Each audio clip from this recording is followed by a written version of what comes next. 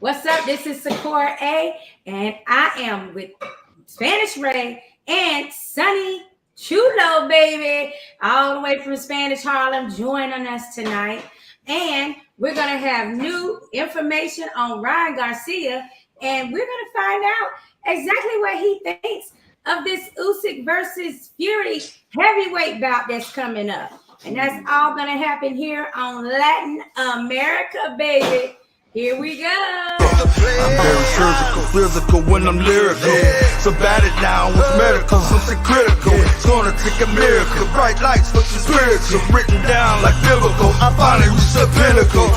Yeah. Welcome to the house, the one they talking about. Word of mouth, the boxing playhouse, without a doubt. All the latest and greatest boxing news, that's what it's all about. What's up? This is Sakura A, and I got Spanish Ray with me tonight, of course. And then I have the music artist, poetress, the boxing aficionado. That's right, all the way from Spanish Harlem. We got Sonny Chulo in here with us tonight.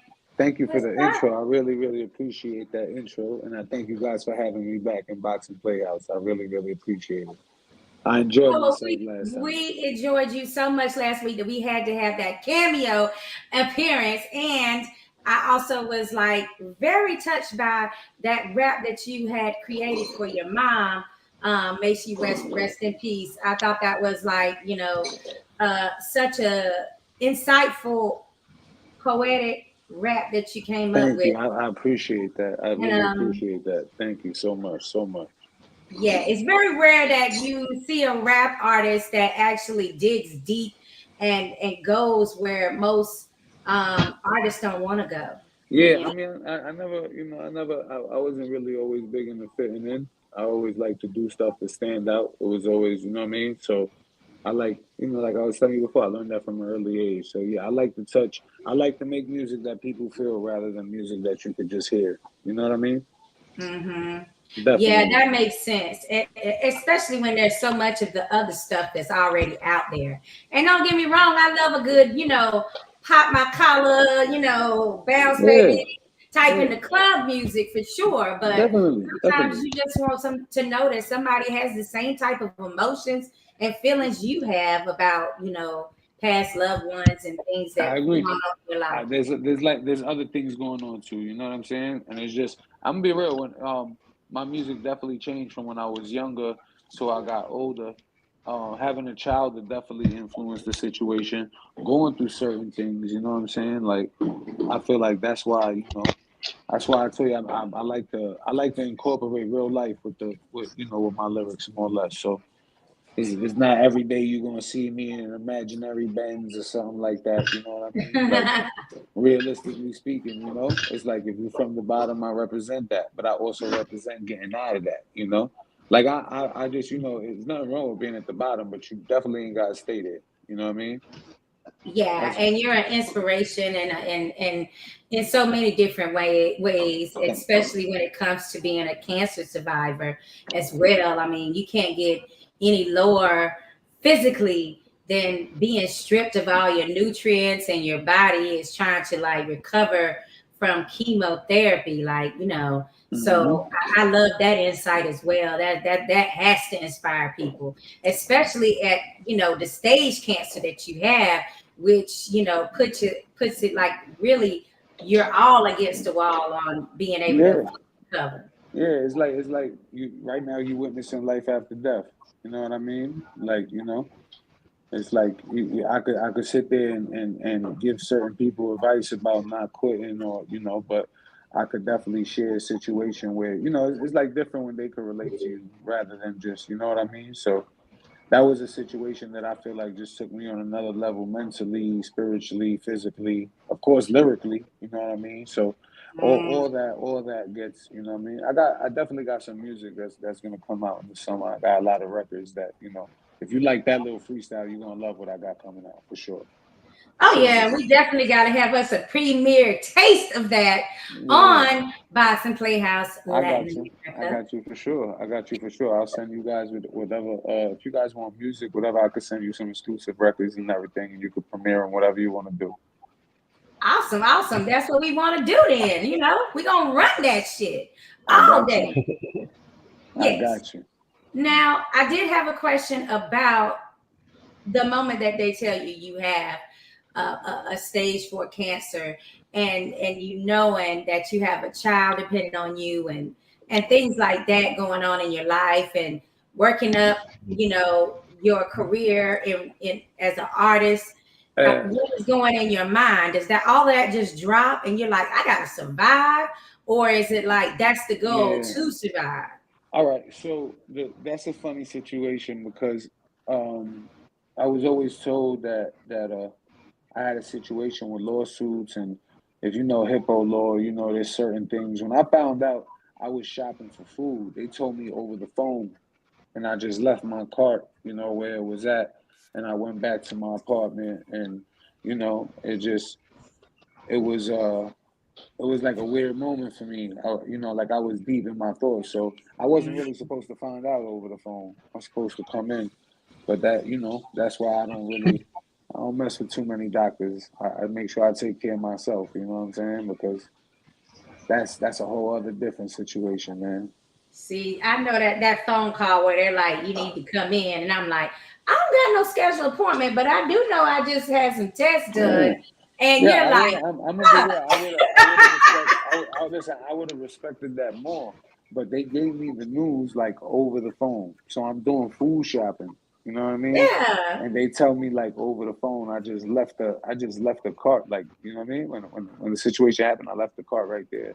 And Oh my God, like I don't blame you. Like, what can we like, you know, eat right now? I'm not. That's not even on my mind at this moment when they tell you something like that. Now, yeah, on the opposite end, when you ring the bell, you know, the bell of success, you're in remission. It's no more cancer. that's a fact.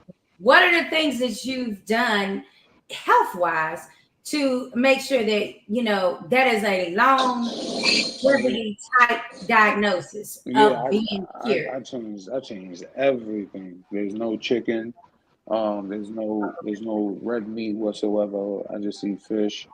I stay away from the rices. I try to stay away from the sweets. I do a lot of fruit, do a lot of greens. I do a lot of ginger, do a lot of turmeric, do a lot of teas, a lot of gym work. My pops I will tell mean, you when you go. can we have some, you know, pasta?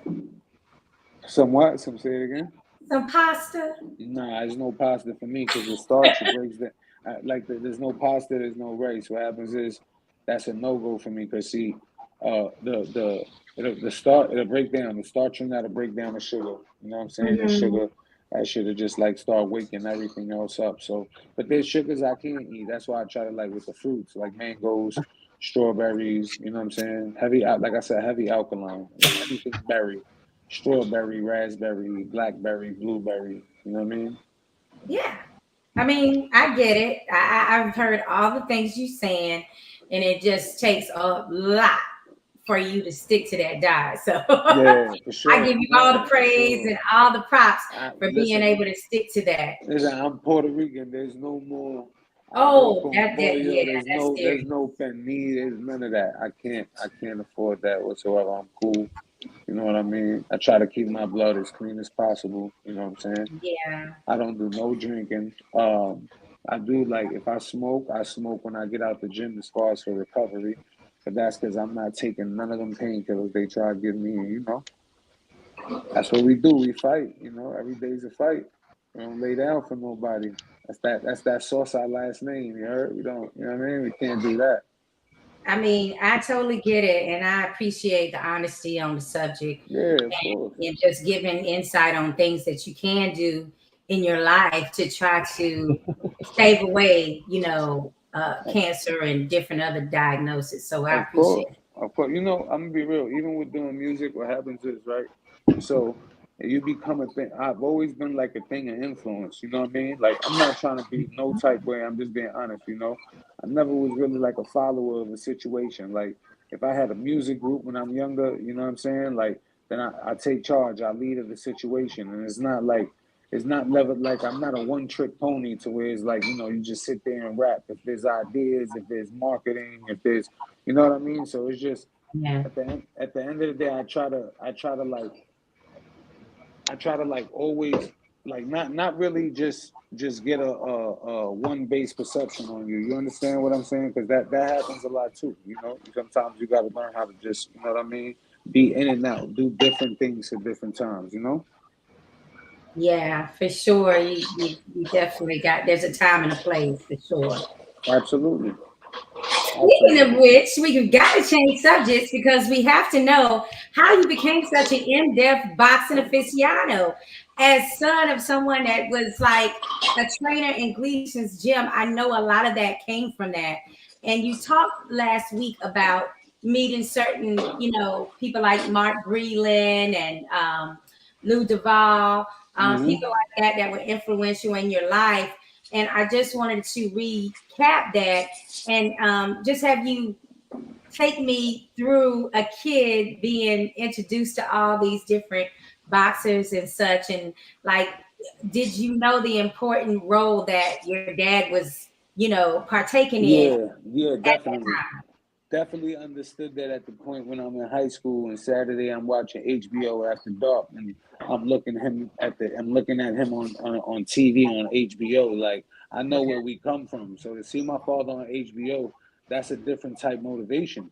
Whether he did music or not, see, it's not even only about the big fights. You understand what I'm saying? Yeah. It's not. What up, Danny? It's not even only about the big fights. My father groomed a lot of fighters. You know what I'm saying? Like he had a fighter named Lupe. He had Juan Cruz, and I watched him. Like, it wasn't just, I seen him be more than a trainer. I seen him get involved. I seen him, shape an image. I seen him give nicknames. I've seen him get them in the best shape of their lives. So we done been everywhere from like the Madison Square Gardens to even like, little boardroom fights and stuff. But I was always around it. You know what I mean? So I like, even though it wasn't me doing music, I was always used to the big crowd. I was always used to, like, I started seeing that. So when it was my time to do that, the nervousness never really was really a factor. Not even, like I said, not trying to be cocky at all, just being honest. Like, nervousness was never really a factor. It was just without hesitation. I was always around it. You know what I mean? And like I said, some people that was like I said, Mark Grillen, and I was aware, but it was just, remember, like, when they was around me, they weren't like the celebrities. They were family in a sense. You know what I mean? From the Right. like from the Fat Joes to the everybody. You know what I mean? It's like, whether it's in music, boxing, you know. I've always maintained like a good relationship in that sense. Like, I don't need to be your friend for a reason. Like, it's cool. I don't, you know what I mean? I don't need anything from you. So you just build a good rapport with the situation. You know what I'm saying? Yeah, I definitely get what you're saying. I appreciate the fact that, you know, just being around those type of legends, it does give you like a calmness because it's like that's just normal life for you to be around them. So Mm-hmm. don't Mm-hmm. have that nervous factor. I've got to ask you though, what was your most memorable fight that you remember your dad being a part of on that HBO boxing network? When they robbed Lou Del Val for the WBA light heavyweight championship of the world, when he fought Virgil Hill Okay. in North Dakota, dropped him in the second round. That was a clear hometown robbery. You know what I mean? Like, I felt like Yeah. that was probably the craziest, because I watched from the ground up with that situation. Matter of fact, I think I was in camp for that fight before they went to North Dakota. Is that where we went, Pop? That's where we went, right? Yeah, we went upstate for that. Yeah, we But I went like the upstate. George. Tell them the George Wharton story. I like that fight better. Oh, with Jerson, yeah. Oh, you know what? Yeah, with Jerson Ravello, I was a lot, but with that one, I was a lot older. You know what I'm saying?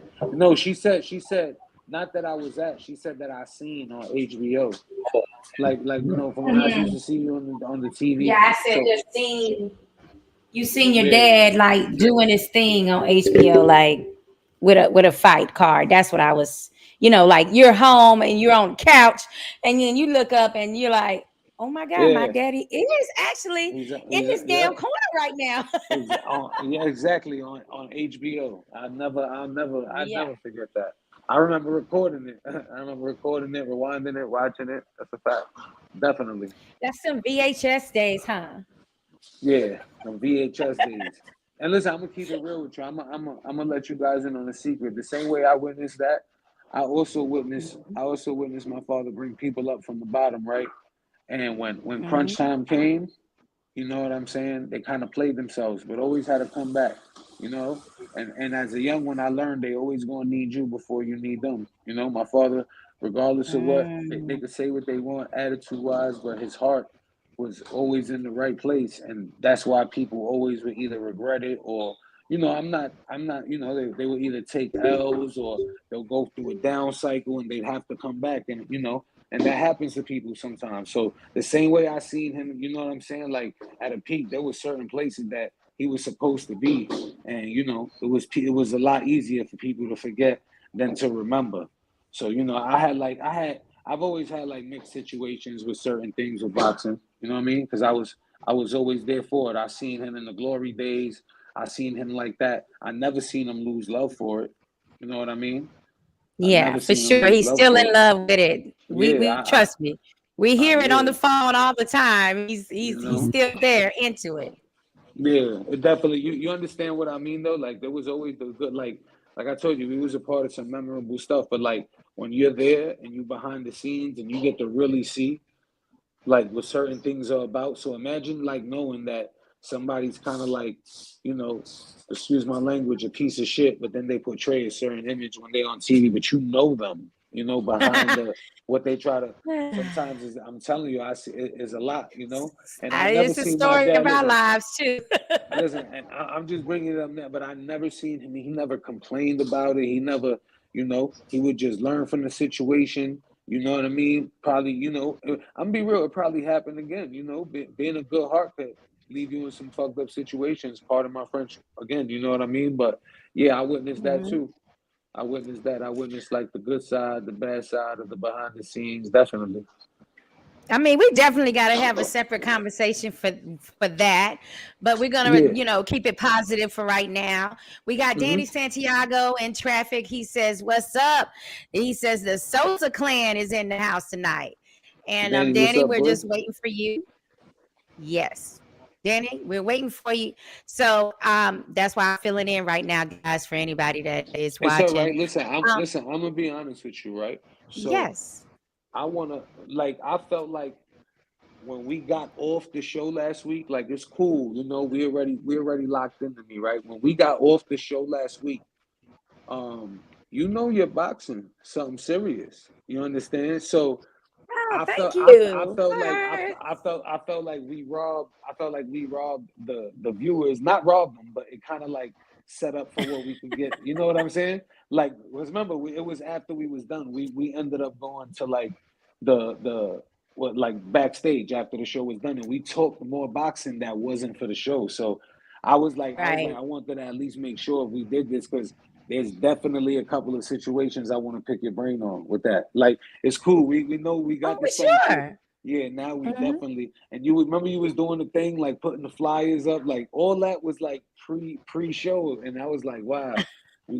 We say yeah, we I like mean, we I'm behind the scenes when I have to be, but I do have my opinions. I definitely appreciate you saying I know my boxing because it's so many, men and fans that are men that, they always come back. Their rebuttal is you don't know boxing because you're a female, yeah, bullshit like yeah, that is what we go yeah. through. But I appreciate you saying we do. But yeah, that was really interesting and it was great being behind the scenes talking about boxing in an in-depth way Yeah, we that had really some wasn't real. for the Yeah, cameras. I Yeah. know. That's when I knew I was like, yeah, that means the for the camera conversations is definitely gonna be. You know what I mean? Because you definitely was picking my brain too, and I was like, oh, okay.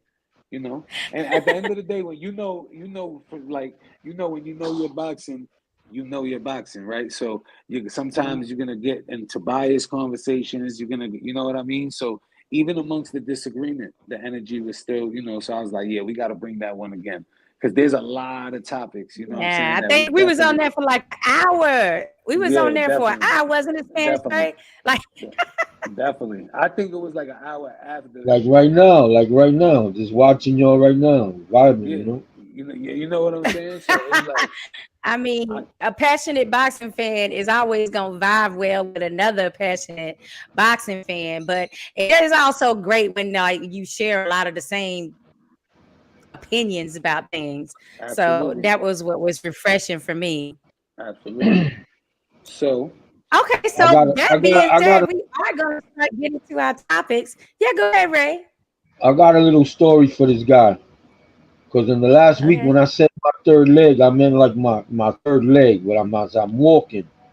When I'm a pass, he was always with me in the gym. I actually went back to boxing because I wanted him to box, not to fight, to let out his anger, you know. Yeah. And good, man. He got good. That's how I met Del Val. He was watching me with Ray. And I remember the day he was gonna spar for the first time. Everybody wanted to watch because they were watching me groom him.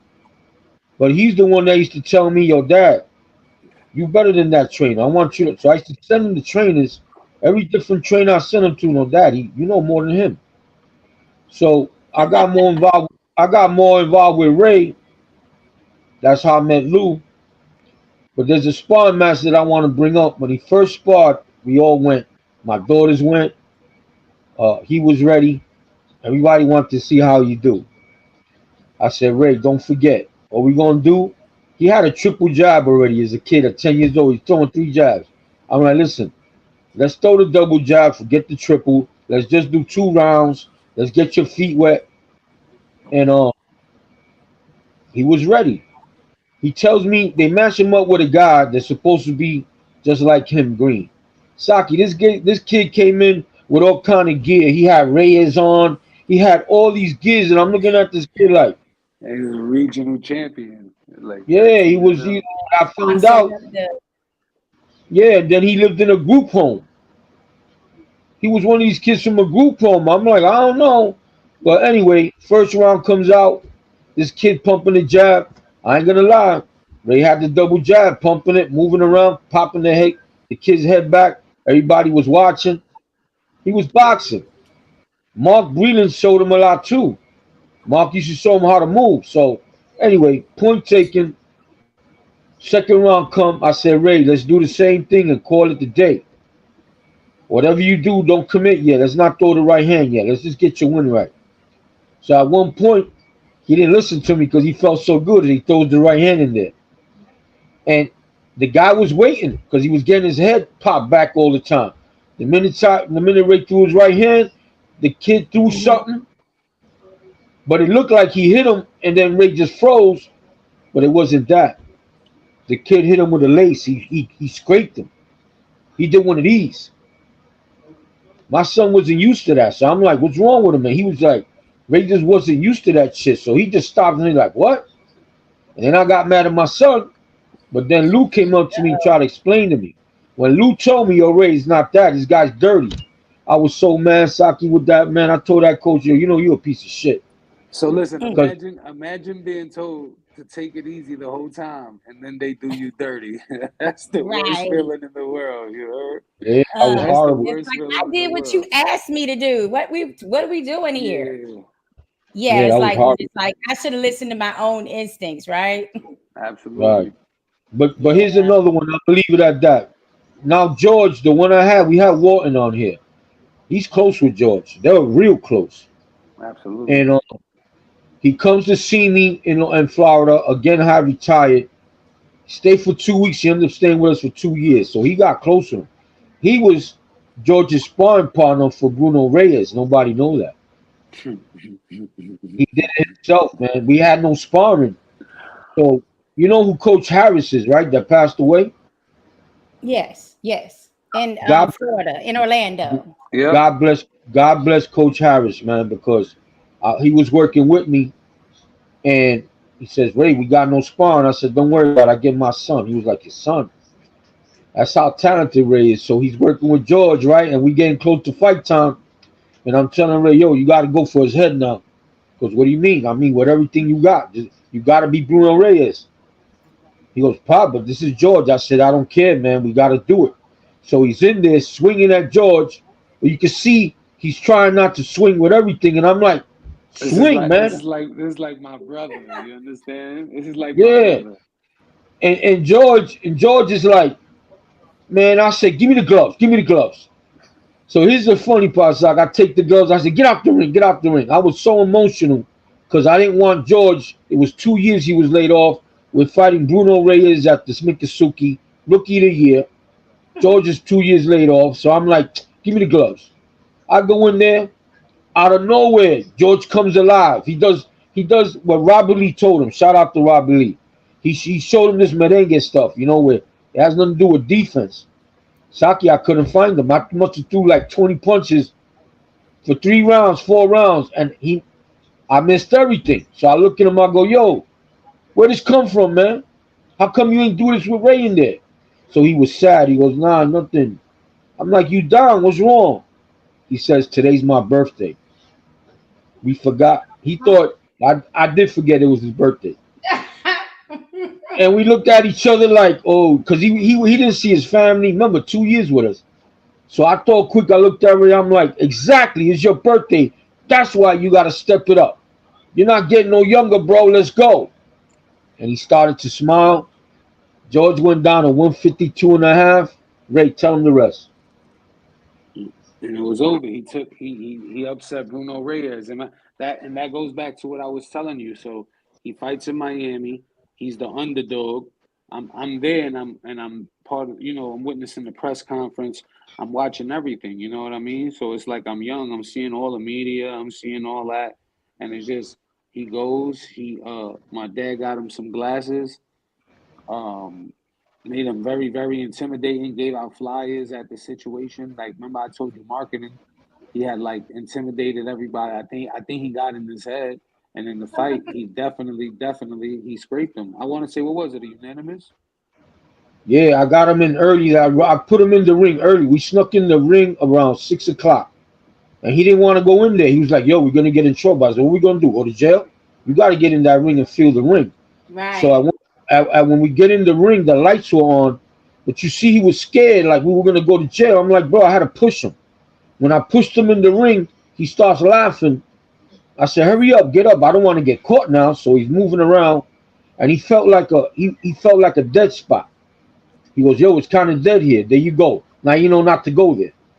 See what I mean? These are little tricks where sometimes it benefits you to sneak in that ring and feel the ring out, the ropes. You know what? When I'm doing media at events and I'm there early and I see certain coaches with their boxers and they're just checking out the canvas, seeing how bouncy it is, seeing where there's like not, you know, like there's straight wood or it's just not enough cushion. Like that's when I know. I say, oh yeah, this person was taught by somebody old school. Here's the funny part. Here's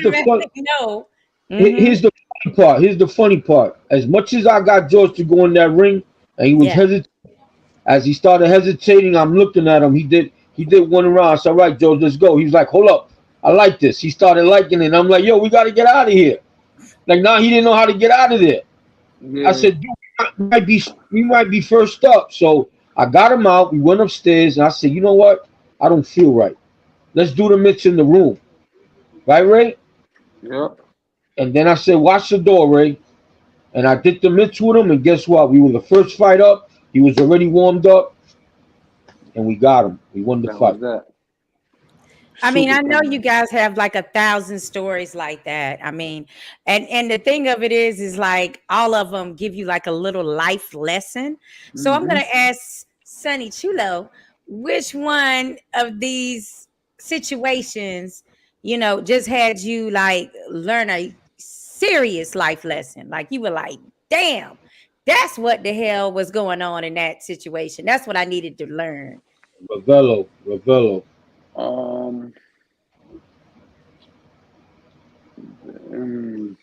one Ravello, when you saw the guy in the box, tell him when you saw the guy in the Everlast box.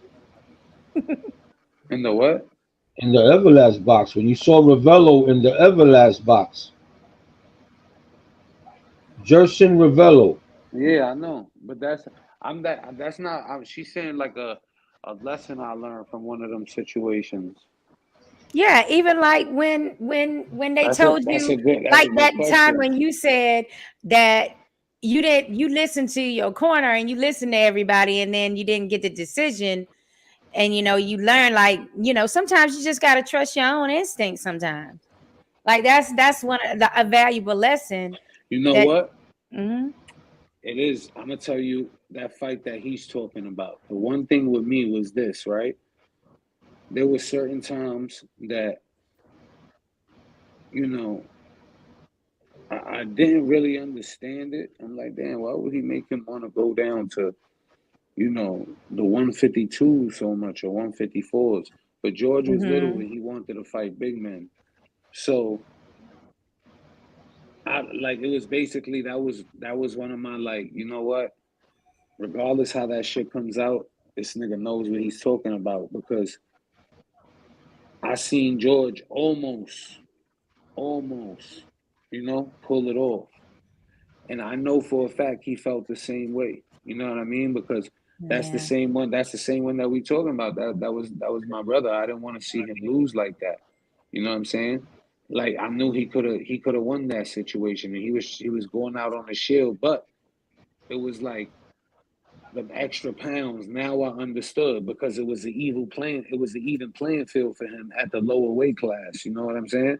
But For real. I didn't understand that till he got hurt. So that was more one of them situations where it's like, you know, shut up and listen. And I'm gonna be real, I still Okay. didn't even listen all the time after that, but that was definitely a wake up call for me. You know what I'm saying? I'm gonna be Hey, real.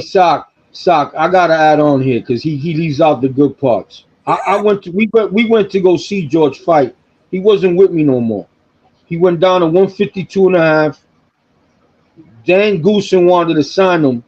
He said Okay. one more fight, we're gonna sign him. He goes to Gleason's, goes back to New York, and he stood there and he wanted to show Gleason's because nobody wanted George because he was locked in a contract. I was on the phone with Shelly Finkel and Shelly said, Ray, as much as I love that kid, when I made an offer, he should have took it. So the ship has sailed. Now he goes back to Gleason's. I'm like, gee, when you coming back? Soon, soon. He calls me, he's 180 again. I'm like, Mm. I can't do this again. So I said, yo, You coming back to me every time you need to lose weight. well, not really, man. He got caught up over there. So he tells me, yo, I got a fight coming up. I said, gee, I can't. You have me hold the sofa too long. But here's where Ray come in, right? So now I hear he got a fight in Tampa. Pop, let's go see George fight. So we go as spectators. I take my son with me. I took one of my neighbors with me. This is crazy. I go. He's fighting Jerson Ravello. I didn't know who that was. This kid knew his stats already. I'm like, who's that? Not knowing how big he was. He was Gary Gittleson's fighter.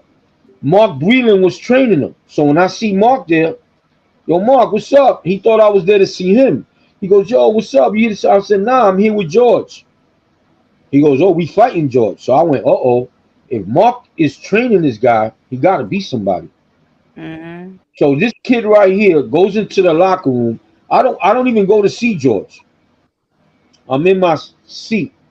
He goes to see George, and then he comes back. Yo, Pop, George want to talk to you. I'm like, what's up? He goes, I think he needs you, man. I think he wants you to work the corner. I'm like, how's that? Haven't been with him for 2 years.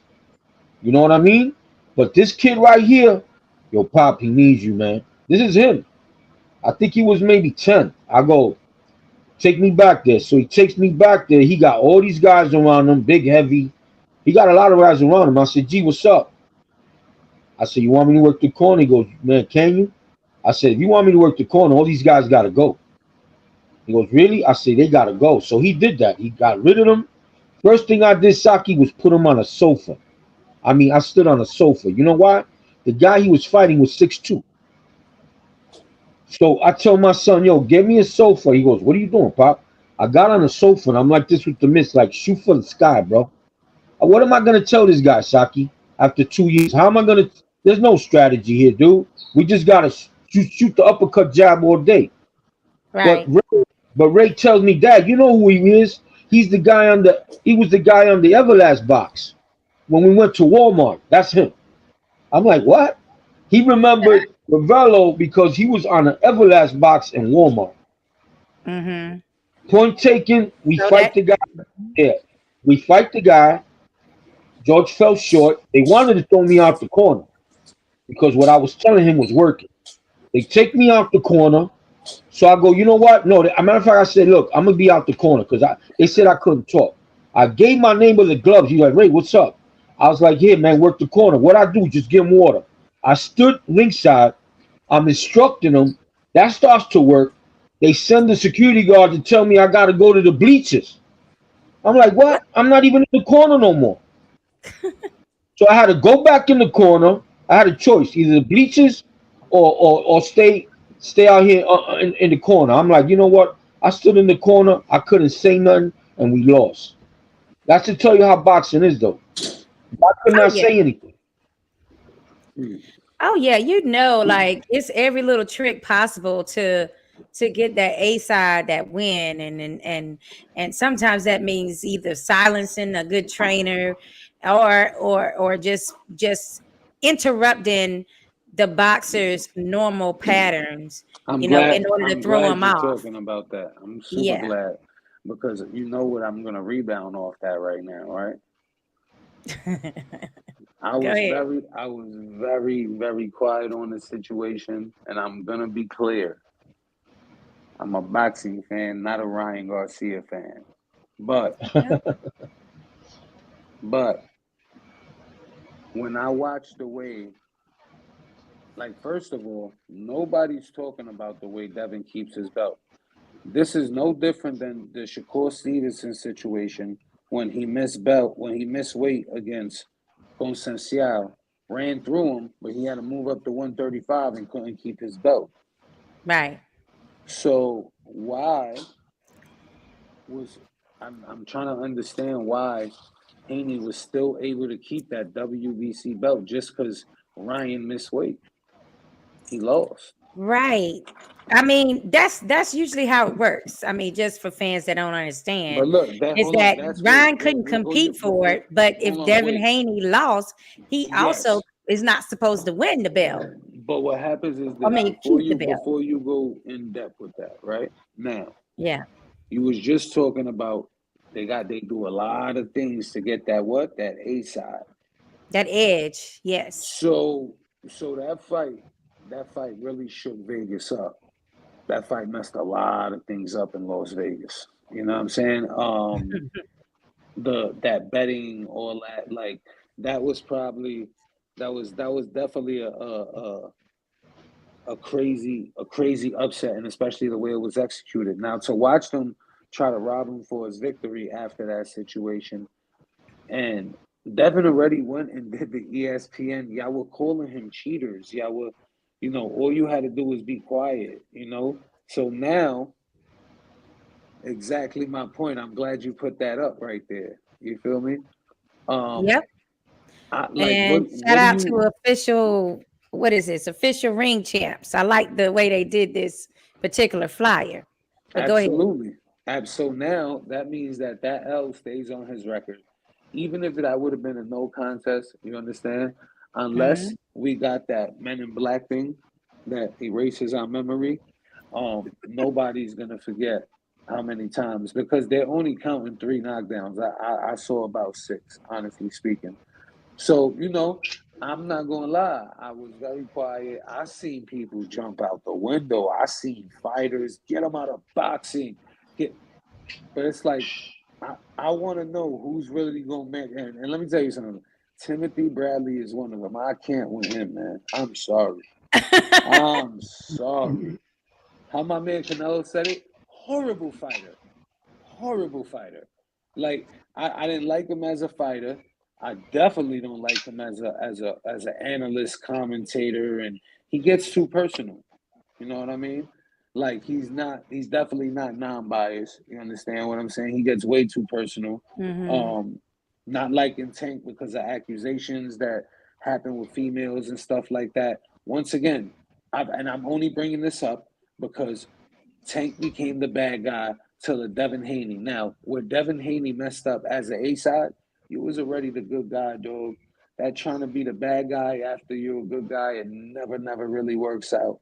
It never works out. I really hated that strategy. I mean, and like you said, it's nothing wrong with not being from the streets and having a stable home. There's nothing wrong with that, but don't try to flip it and be something that you're not. You know, like that strategy never goes over too well. You know, like I really want to know. I want to know. You know, like what the bills and all that's gonna say, you know what I'm saying? And it's not nothing personal towards it. Was just I felt bad for the kid, man. Yeah, everybody counted him out. They was really trying to blame steroids. Listen, it made it a little faster. Come on, man. Come on. I mean, my whole thing with this Ryan Garcia thing is so many people were so quick to just believe what was said without a B sample being tested at all, without Ryan Garcia having a chance to appeal and go through the entire process. And if he was like the pads used in a fight, I don't like that. I don't condone that. That is an unfair advantage. And I don't, that means that it's not cool. And you're putting someone's life in jeopardy because they don't have that same level of strength and conditioning that you had when you do things like that. But you also, as fans, needs to start waiting until more evidence and more facts come out on situations, instead of right away going to rush to judgment. I feel like that's a trend that needs to stop, especially when it is becoming more and more apparent to me that there are problems with this VADA testing and other testing labs and these inadequacies with the results. Absolutely. And so we don't have an independent company yet that takes part of those samples and tests it for the boxers. And the organizations we do have, like VADA, they're mostly funded by the promoters. That's a serious situation where a lot of bias can come into play. So if we really truly want independent testing and want to trust the results, we either need more than one person, more than one organization testing these samples. And we also need to have a better process for how information gets out to the public without it being totally 100% verified yet. Absolutely. Now, all right, if we take that and it goes into, because if we want to talk Usyk and Fury, right? So, not saying this is how I feel, just throwing it out there for everybody. Does the Garcia Haney fight and how big it was and stuff like that and the impact it had, does it take away, like, not for nothing? I mean, I remember when being heavyweight undisputed was a big deal. The Evanders, the Tysons, you know, and it's almost like, I mean, it's cool, but you get what I'm saying? Like, yeah, it's not enough hype, but also Fury was saying how people have boxing fans and specifically have short-term memory. Like he said, he was in like those 3 fights, the trilogy with Wilder. He's like, nobody cares about that now. Like that's in the past. Like nobody's thinking about that. It all depends who he's talking about, because I'm not gonna lie to you.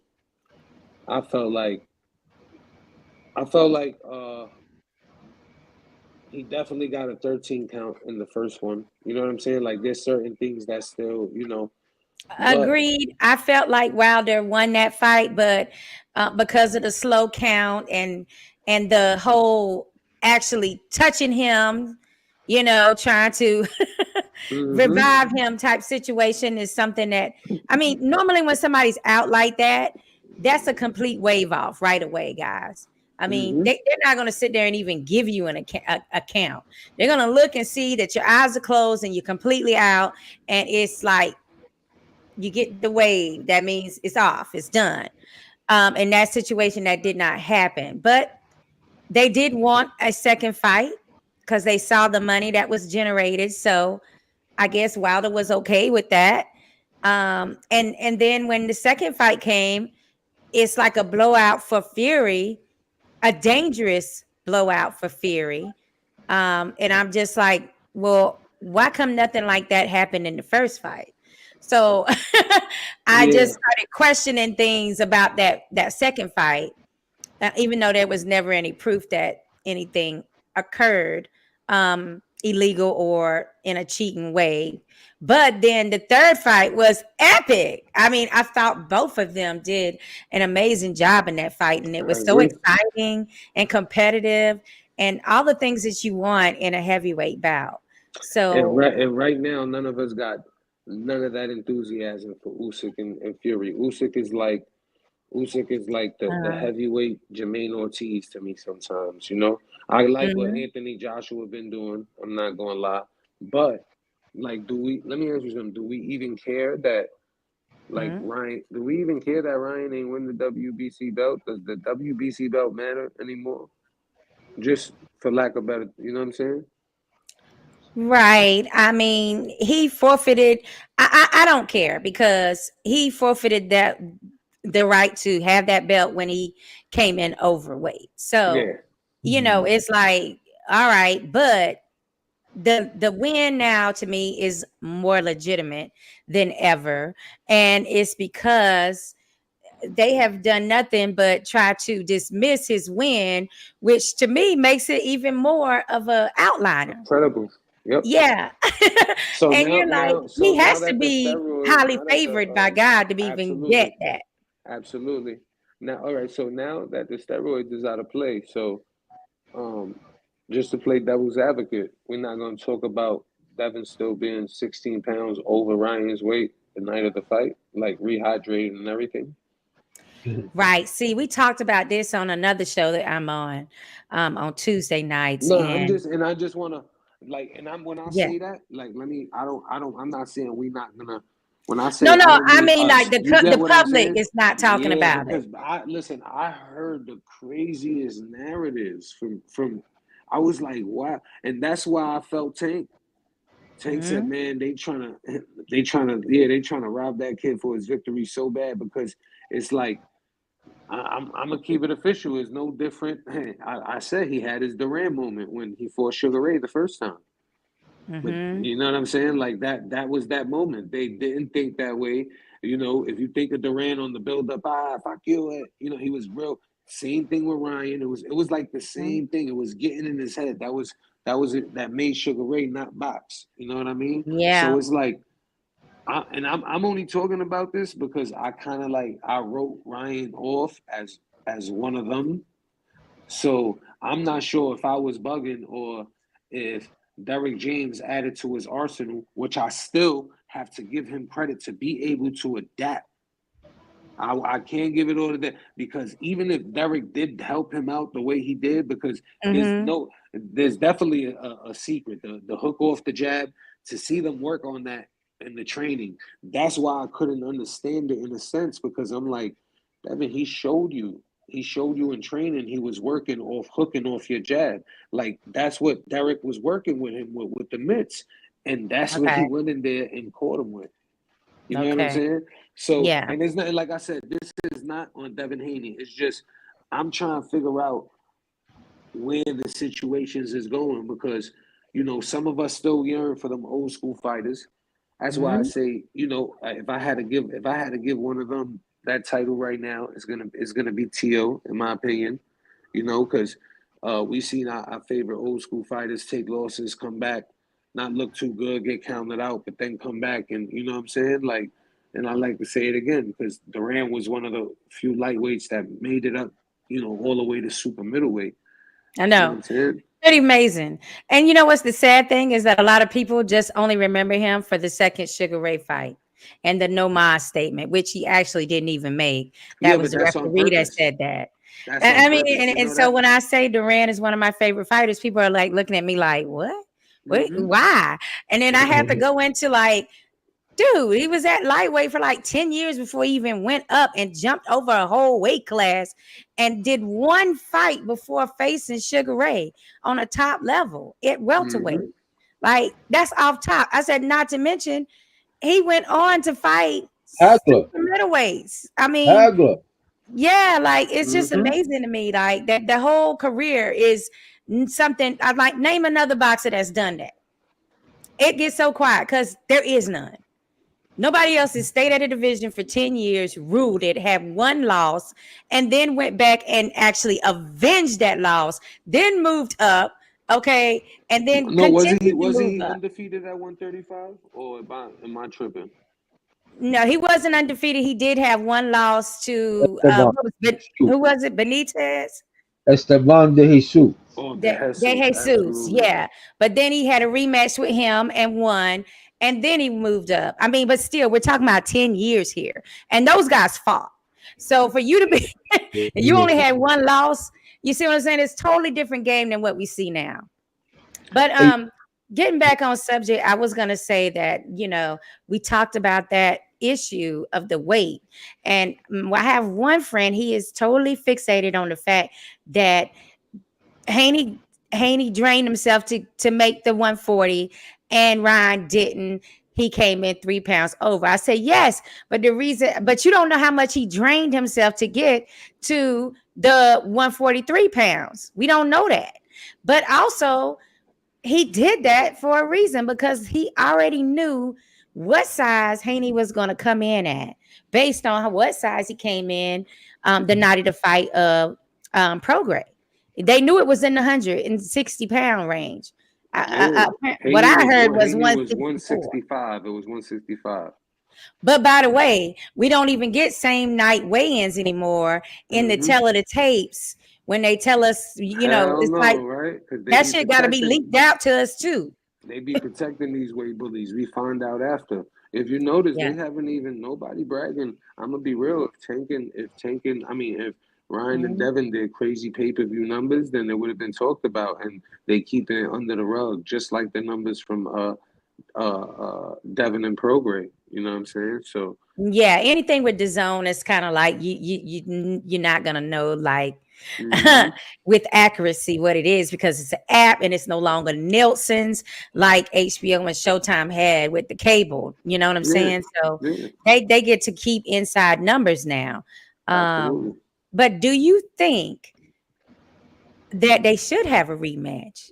Is there a justification to have a rematch now that they've changed the narrative to where it could be suspicious? Nah, I don't think. Nah.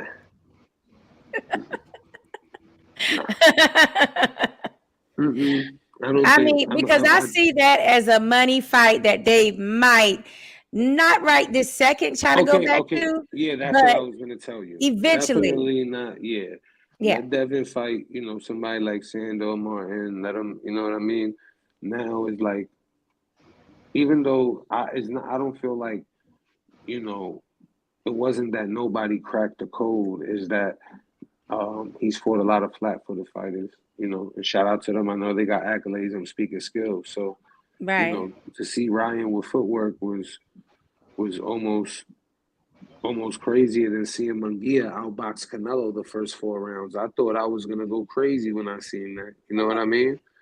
I told my brother before that. I said, "Come on, bro. It's not like we about to see Munguia like put on a master class boxing on Canelo." And them first 4 rounds, I'm like, "Yo, first Spence with Crawford, Devin. Oh, this is boxing is getting crazy." But I don't know how I felt. You know what I mean? Like.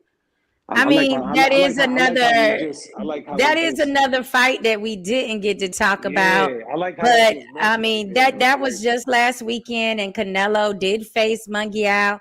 Canelo pulled out a unanimous decision win. I had it a split decision win for Canelo. But you're right. Ooh. Yeah, the most of the first half of the fight was Munguia's. But then mysteriously in the second half he goes back to doing characteristic things that showed lack of defense, or was that in the plan?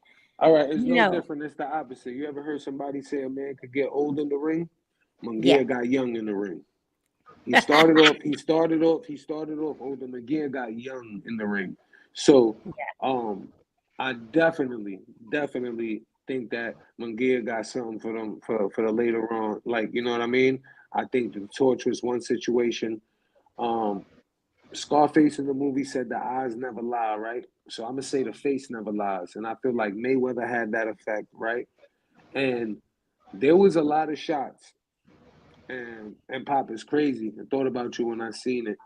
I was taught as a young one, right, to roll. Like there's sometimes we think Canelo's getting hit, and he's rolling with those punches. Now, if you see his face after the fight, I think it brings perfect point to what I'm saying. You know what I mean? He rolled with a lot of them. Like instead of going, see Munguia's going against the punch, so you can see it. That's why his eyes are. But so there's times that it looks like when Munguia's, because I watched the fight again and I'm like, oh shit. That's why I said the first four. I think it was 8-4. I think it was there maybe 8-4, 9-3 maybe. You know what I'm saying? And Yeah. then with the knockdown, respectfully, you know what I mean? Because I felt like I thought it was closer than what the some of the scores, like 2 scorecards had it. I thought it was closer than that for sure. But do you remember when we were talking last weekend after the show, and I said that Canelo likes to bait you in and then sets you up for a big punch? Absolutely. And that's how the Munguia knockdown happened. It was something like a bait you in along the ropes, and then when he leaned in, bam, it's right there for the taking, that with that uppercut. That, you know what Munguia messed up at? Munguia was supposed to fight somebody else at 168, even if it was a Ustategi or somebody in that nature, maybe a Durrell. You understand? Before, because you got to remember, I love Durrell. Yeah, a lot. And listen, I knew it when Derevyanchenko was a 160 pounder. You know what I'm saying? So there's a lot of people moving up. That's the Boo Boo Andre. They max you out. That's how they did. He just retired a little while ago. He faced everybody. Philly fighter. Who's that? What's his name? Jacob? No, not Danny Jacobs. Why can't I think of his name? He fought everybody. Like he's a Latino boxer. He just retired. Rosado? Yes, Rosado. Yes, Rosado. He was just even Munguia. But he was maxed out. They maxed him out, you know? Yeah. Gaining weight to gain weight to gain weight to get the fights to make, you know, the road warrior work. And I think after a while he like accepted himself as like a respected journeyman. He wasn't, for some reason, you know what I'm saying? Because he had hard, I guess. You know what I'm saying? I feel like anybody else but Canelo, Munguia would have gave some problems. You know what I mean? Absolutely, and it's still possible, by the way. I mean, it's not like Munguia is like, I truly believed all he had to do was look good in that fight, and he had key you know, times in that fight where he looked really spectacular, and that's what you need against Canelo, because you know you're gaining a lot of fans. But like I said, it's still surprising to me that so many Mexican legends were like Munguia. They were going for Munguia in this fight, dog. And that was crazy to me, because I'm like, what's really going on here? A lot of Mexicans have been turning their back to Canelo lately. And they're ready for a new face. I think it's because the Benavidez situation. Has to be.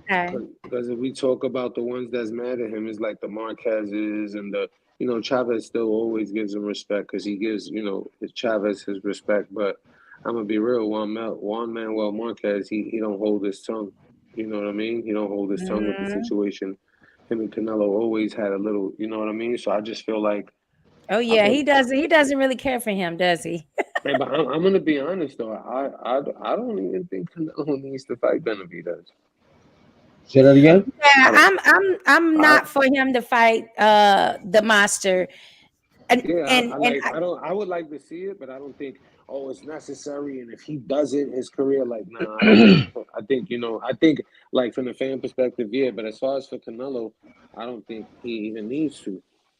It's marketing that's making people like these fans just like want to demand that fight, because I really don't see.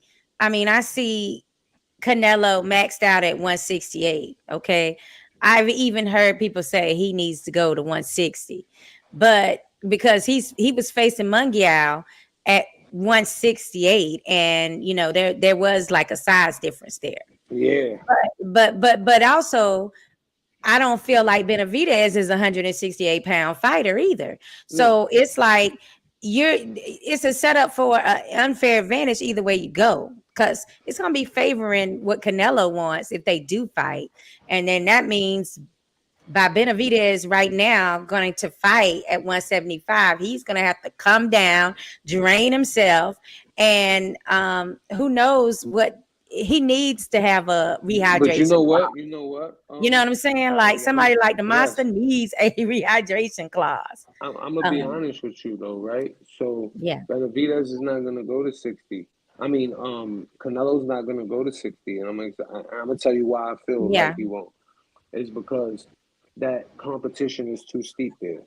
Remember, he went to undisputed, and there's no such thing as an easy fight. I respect everybody that steps into that ring. You understand what I mean? But when we look at his, when we look at who he had who he had to clean out the division, wasn't, you know what I mean? We had the Smith dude, we had the big doofus that he dropped with the body shot. We had Billy Joe Saunders that got punched in his eye, and then he knew he had already. He knew he had an edge with that. Yeah, so he schemed on that, and he tried to do the same thing with Bivol, because when he went up there and fought Kovalev, he did the same thing. That's why he put a rehydration clause on him, give him his biggest payday. It's gonna look good. Oh shit, Canelo be the light heavyweight. I think it would. No, I don't think it was for like a belt and none of that shit. You know what I'm saying? I mean, I'm sorry, none of that stuff. But you know what I mean? Like, it's just, it goes back, and the reason why I'm saying this is because it goes back to the top of our conversation when you say, the boxing guards, or they're going to protect the A side. You know what I'm saying? So they still got to sell the story. I feel like Charlo fumbled the ball because he didn't look good against Benavidez's brother the way he was supposed to. That was a fight that made him look a little bad. So the whole I'm gonna avenge my brother, it didn't work. And that, I feel like that's what opens the door for Berlanga. Boy, I would be so mad at my brother. Do you understand me? Listen, I know one like of them, bro, they gotta stop chasing Canelo. One of them gotta get Caleb Plant, because he smacked the shit. He smacked the one Charlo so bad. I'm gonna tell you like this, man. If I had a twin, his twin felt that, and I don't care. So somebody got to get back. You understand? Yeah, I don't understand why. Well, he apologized to Plant because he knew he shouldn't have been disrespecting that man, touching his beard. You know what I'm saying? You don't do that. Was sarcastic twice. Because listen, don't be surprised if the next fight ends up being Charlo, because Canelo had a 3-fight deal under the PBC. You know what I mean? Yeah. And this one actually was supposed to be it, but I won't be surprised if the third one is a Charlo. You know what I'm saying? I won't be surprised at that at all. Well, that being said, you know that Berlanga is chomping at the bits for a Canelo fight, and he just today posted a flyer that he made up that was him versus Canelo. Yeah, so he is still set on this fight happening, I believe, on Mexican Independence Day in September. So it's like it's still out there, and it has to be some reason why he believes that this fight is going to happen next. I mean, he's been they're telling him that. Yeah, it's behind the scenes stuff. They already got the $50 million investment from the Eddie Hearn situation. So it's more money grab. You know what I'm saying? I don't think shout out to Edgar, but I don't think he's really chasing legacy here. Like, if you pay attention, he was like, I'm going to see Plant after Canelo. Bro. Yeah, he did. if you don't, like, I don't know, like, I don't know if your peoples is telling you, what's up. Like, I know you got that power, but I feel like Canelo's going to see certain punches coming from a block away. This isn't, the Australian dudes, McCrory or McGuiggy or Quigley, whatever their name was. I'm sorry. Yeah, Quigley. Quigley was last. Irish fighter. And I respect it. If I was him, I would keep growing. I wouldn't rush to Canelo. But you know what that happens? People want to be, I feel like, more superstars first, you know? So I don't think he's doing this for legacy and I'm going to be the greatest Puerto Rican fighter. He's going to do it for the bag and go. Because if that was the case, there's other fights that he can build to make that fight even bigger if it worked, you know? But I feel like they're protecting him until he gets to Canelo. And Tank But is you know the saying, thing is, let me chime in on that. You know what I'm concerned about? yeah. Maybe he feels, you know, and I'm not making excuses, but there's another side to look for it where shit, Canelo might retire. He might miss that bag. Who? Berlanga might miss that bag if Canelo decides to retire. But that's what I'm saying. But then if you got the mind state that you're gonna be a champion, you want to chase the bag off of Canelo's name. So instead of being Edgar Berlanga, getting the bag for being Berlanga, so it's like, no, what I'm gonna do is, and that's how you know that's a cash out. What do you like? No one's really gonna want to see Edgar on the way back that fight. Mark my words. Media is going to eat that fight alive. Media is Yeah, going they to have already been like he doesn't deserve that fight. Yeah, and it's But nothing personal, but if you look at resumes and bro, like we like at least fight a former world champion. Give us a Danny Jacobs first. You know You what I know mean? what? Absolutely right. But hold on. I was going to tell you this. What's his name that fought Canelo again? Moiga, what? How you say his name? Yeah. Munguia, No, he don't want that at all. No. Let me say this, though. Oh, When he fought Canelo, wasn't Benavidez should have got that shot before Moiga? Or whatever his name is. What's his name? yeah, but I'm gonna be real. I'm not saying that, but listen, Munguia actually to get that shot that he went to war with Derevyanchenko, who was a former champion at least. Then you got John Ryder. You feel me? That he was able to stop. I'm gonna be real. I don't he even like. stopped him when Canelo Yeah, took and long. I'm gonna be real. All right, when my man Camacho Jr. right when he told me, but he stopped John Ryder, I got on his ass. Pause because I'm like, bro, who the hell is John? And it's the same thing. When I'm just saying like I'm not super impressed by that one. I just feel like even Munguia at 154. Remember, he knocked out Saddam Ali, so he had a WBO belt at 154. I know we can't even believe that his ass made 154 that big, but they've been. I promise you, if you I check think the he was stats, like 17. it's 100%. So he did that, vacated that belt, moved up to 160. You know what I'm saying? I felt like they protected him, ducked the Triple G smoke, because him and Triple G would have probably, you know what I mean? They blossomed him right, you know, to where the Derevyanchenko was a war, it was good. He dropped him in the last round that pulled off the, you know, and they knew it was no different. He fought Canelo just had the moment that like when Canelo fought Mayweather, that was his moment that he was Mayweather and Munguia was Canelo when they fought. You know what I mean? Right. Because Munguia learned from that situation, and I think personally, there's not too many, especially in 168, that could rock with Munguia, for real. But I think Munguia did a better job against Canelo than And Canelo did against Mayweather. I do feel that. yeah, of course, True. and I think he did a way better job than Charlo, man. I don't know. Listen, the money grab, and I'm a Charlo fan. I know that The kind of way he, shocked me that there was yeah, bro, nothing, but the way he snatched everything, the way he did it at 154 to me, he was just definitely one of my favorites. You know what I'm saying? But I don't know. I feel like I feel like 168, like Canelo was smart, and what he's doing now he's picking because the weight division started growing. You gotta hmm remember the Morrell wasn't there when he first became the only one that's still there when he was really there is Plant. We don't hear nothing right, about Billy Joe Saunders no more. We don't hear right. nothing about the Smiths. I mean, they probably gonna come back because they still spending that Canelo money that they made. Oh yeah, You, for sure. you And get that's what I'm what saying? happens when you get a Canelo fight. It's very hard for you to come back and you done made this kind of money. And you know when you come back, you're not gonna make that same type of money. Like your pay is Yeah. gonna go down for whoever you fight. And you gotta be in shape. And you're eating pretty good. You're in silk pajamas, as Danny would say. Absolutely. Elon, Absolutely. And shout out to Canelo for his PJs he wore at the weigh-in and everything. I mean, I really like to see in the and the Tiffany blue outfits that he had. Listen, Now we gotta talk one about a thing, different listen, fight though. real quick. One Mhm. thing Canelo does have to do, in my opinion, though, I understand the beef with Oscar. You understand? I don't know if it was a real thing with stealing money, because I remember him saying that he got mad at Caleb Plant for saying the word motherfucker and be like, "Oh, you talk about my mother," but he says motherfucker in all press conferences, just like that, motherfucker. You know what I'm saying? So it's like I think I was like, he knew Caleb Plant. He knows American, yeah, jargon. and He knew that he wasn't got his saying listen, he actually got F his your excuses. mother. But Yeah. at the end of the day, this is why I say it. The one fighter that Canelo fought, and it wasn't even in his prime, wasn't Mayweather, right? But when we look at the wins against the Cottos and these were the 147 pounders that were moved up to face him at the they were catch on weight it. of 155. Because remember, it wasn't even 154, it was 155. So Trout, Oscar all been doing them it for years. And then when Tank does it to Ryan, they say Tank is wrong for it. Imagine that, right?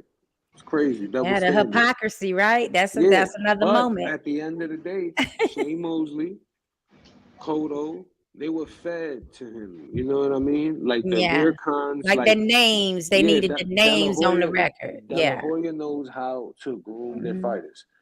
Yeah, and he does deserve credit for that.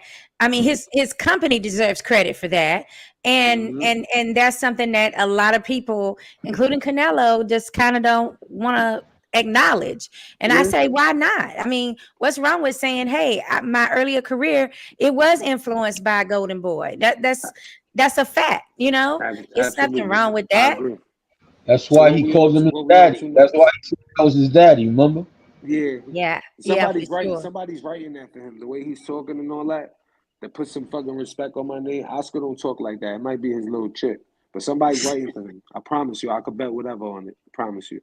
All right. So right quick before we go, we've got to talk about this weekend's fight. It's gonna be Lomachenko versus Kambosos over in the Down Under, Australia. So that means we have to be ready for whatever time this fight is going to start, guys. It's like the time zone. It's like the now. What about Nayo? You're not going to talk about Inoue? Yeah, we can talk about Inoue. But let's go ahead and get this prediction out of the way since we got it up. Lomachenko is coming off the defeat with Devin Haney, which controversial, which I did think Lomachenko won, because I would rather have been Lomachenko in that fight. There's no way you can convince me that I wouldn't rather be him in that fight, dog. So anyway, what is your predictions for Kambosos, who Devin Haney also faced twice? This goes back to the boxing guys protecting the A side, right? Lomachenko is 0-2 at undisputed shots. He lost it with Tio. He lost it with Haney. So now what happens is this, right? Before we look at this fight, let's look at the landscape on 135. We got Navarrete fighting for the vacant WBO. So let's assume he takes that. We got Shakur with the WBC.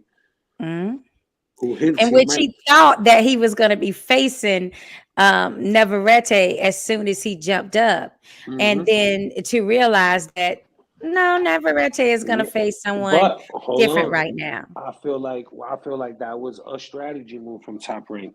We're not going to give you Navarrete right now. What's going to happen is, right, your contract's running out. Take this little fight, take this last little bit of money, you know what I'm saying? Re-sign with us. And then Navarrete, by that point, let's say Navarrete beats Baranchek. Navarrete becomes WBO. So now it's a bigger fight between Shakur and Navarrete because it's a unification bout. Shakur's WBC.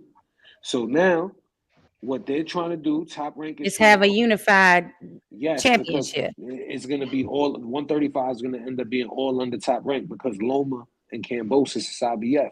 So then now that puts a Top Rank fighter in position for the big money unification with Tank if he wants to, because Tank is the only one PBC got at 135 at WBA.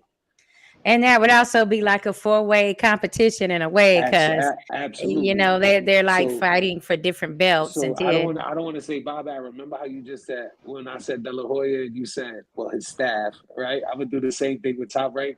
Because I don't know. Listen, I don't know. The company. Yeah, Yes. I don't know if Bob Arum's old ass is doing it, but if we're playing chess, that is the most beautiful move ever if you think about it. Because Yes, and it they could also have fed him right away. But then what happens is this, right? So if Shakur fights another 3, I think it was a 5-fight deal for 15. I think they actually end up setting it up to where it's gonna lead up to him and Keyshawn Davis. Because we can't forget they corner that division so much. So right now we got Loma. Right now we got Loma and Cambosis. I think personally Loma's gonna run through that man like a yellow light. You know when you see a yellow light and you just run through that, you show it no respect. I was wondering when we was gonna get to this actual prediction, Spanish Ray. Yeah. Well, so we finally got there. Okay. I'm sorry, but I'm gonna tell you why I broke it down like that. But I'm gonna show you why I broke it down like that. And it's all set up because I feel like Loma's gonna no respect run through him. Remember, we just seen Loma cry after the Devin Haney. Loma just disappointed his son. He ain't playing that. I think Cambosis had his one night with T.O., you understand? And that's it. It's over for you. Be lucky you got this. You made a lot of money, but he's going to get you out of there. Loma's going to win the IBF. I see Shakur unifying with Navarrete, and then they're going to set up Shakur and Loma. And that's going to be for the WBO, the WBC, and the IBF belt. The winner of that, there's only one belt left after that. It's the WBA. And guess who got that? Tank. Who got the WBA? Tank. Oh, Tank. Okay. 135. So we're at 135. He's still holding on to the WBA. Absolutely. Very interesting. I will just say that I also feel that they staved away the Shakur versus Navarrete fight because Shakur didn't look so hot in that last fight he had to eat too. Like there's not a draw there right now for Shakur because it was so it was a boring fight. That's what it was. There was hardly no activity on both of their sides. I mean, I think we speaking from a fan's perspective. I agree with you. I wasn't like happy with that at all. Yeah, they got to build it back up again because of the lack of interest he created in that situation. That's why they bringing him right back to Jersey. You know what I mean? Yeah. I just feel like he had more better performances than he had, not better. And I think Top Rank did it. They wasn't because if he would have had Navarrete was WBO at 130, right? So he automatically goes to number one ranking. So now at the next division. If he fights Shakur, it's a unification already. Right. So if Shakur wins, remember this is Shakur's last fight on Top Rank. What if they would have done that and then Shakur would have won and said like that to Top Rank with 2 belts? They would have been right.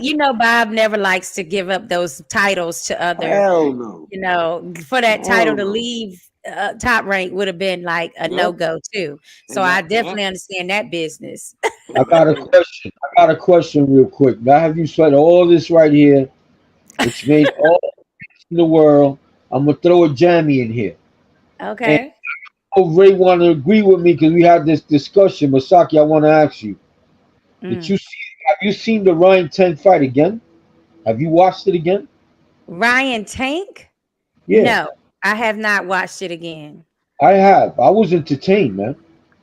Regardless whether he got stopped before that fight, that was an entertaining fight to me because Ryan kept coming. Right? Ryan was trying, whether he was outclassed. Whatever it was, not only the star power that went to see the fight, both of these guys, man, went in there, and you got to give it a Tank. Let me tell you something. I don't care what people say. I would see it again. If they had a rematch, I would see what happens this time. That is something that I've seen on a lot of boxing groups where they like, can we get the rematch now between him and Tank? And then I'm like, well, how do you make that work when Ryan is saying I can't get down to even 140? And Tank is a 135-pound fighter, and they already complained about Ryan being drained to the catch weight, which was like 136. I think he had to make. which is All just right. 1 pound. I But got at the some real same quick. time, Hold on. you One know, thing quick. Remember when Tank was heavy?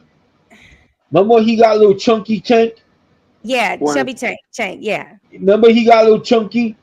Boy, that guy Yeah, ain't you chunky. remember when they was making the Cabbage Patch Kid out of Tank. Now they He know ain't they was wrong. he ain't chunky no more. He ain't chunky no more. at all. Listen, Tank is a natural. I was explaining this, right? So his wins age well later. You know, when you see, Hmm. it's almost like he got the Midas touch. I'm gonna knock you out, and you're gonna become champion after. I'm gonna beat you. You're gonna become champion. We got Rolly, we got Pitbull. Ryan puts on the performance of his life after the loss to that, right? So, Barrios Tank, is becoming a star. now I was just gonna get to that. At 140, Barrios was big. Tank was Yeah, losing that fight. That was probably the most entertaining fight to hear Floyd be like, "You're down on the cards." He like, "What?" And he go out there, turn it up. It was similar kind of yeah, to what happened with Crawford and Porter, yeah, but this very one was much like a so. little more cinematic for me. I'm not gonna lie at all. You know what I mean? So Oh I yeah. feel like he weighed in. He was 140. He was way bigger than him, even bigger Yeah. than Ryan was at the 135. Tank Hmm. took some shit in that fight. You Yeah. understand? So my whole thing is like, all right, if you want, he's already a three-weight division champ. He did 120, no 130, 135, 140, right? Um, I don't think it's fair to be like, oh, I didn't beat you at 135. Hold on, let me go work out a little more. Let me go work out and get stronger. All right, let's try it again. And it's just like it. No, not in a bad way. I'm just saying that it's like, you know, if that was the case, then at that time Ryan wasn't fighting 140. He was in the lightweight division. So in all due Right. reality, every time Tank fights at 135 and 140, that's a now I will understand if Ryan said, let's do it at 140. But he can't even I can't make 140 no more. Right. So now you want him to make 145. And Mm. so now I you think want to he just said be big. 143. He said the same thing. 143. Who? No, Who? didn't Tank Ryan say? Ryan Garcia said 130, 143. That's what you No, saying? he said 145 has to be the next catch weight. He wanted to move Ugh. up even a I mean, that's a welterweight. lot of extra weight for Yeah. But Tank You we know to. just what's like spoke about Durant. We just gave Durant flowers for going up, and Yeah, now when it no, comes of no. course. Like if you Yeah, can do it, but but Durant like, didn't are we come up really from seeing the best of 126. hold on, Tank what we at saying? What? 145? Say Durant that didn't again. come up for 126, bro. Tank is a natural featherweight. He's a natural Yeah, 126. 130, like a yeah, but 130er. yeah, you said Listen, one.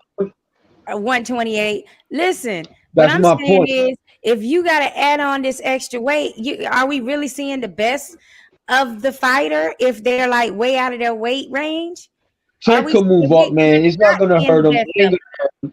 It's not gonna hurt Tank to move up. I He's mean, gonna be listen, strong. at But the end why of are the we day, talking about this? Because I would rather see Tank versus Tiafimo. absolutely. To me, that is a huge question mark, being That's that true. Tio was at 135 and an undisputed champion who actually beat Okay. Lomachenko for the, for the crown.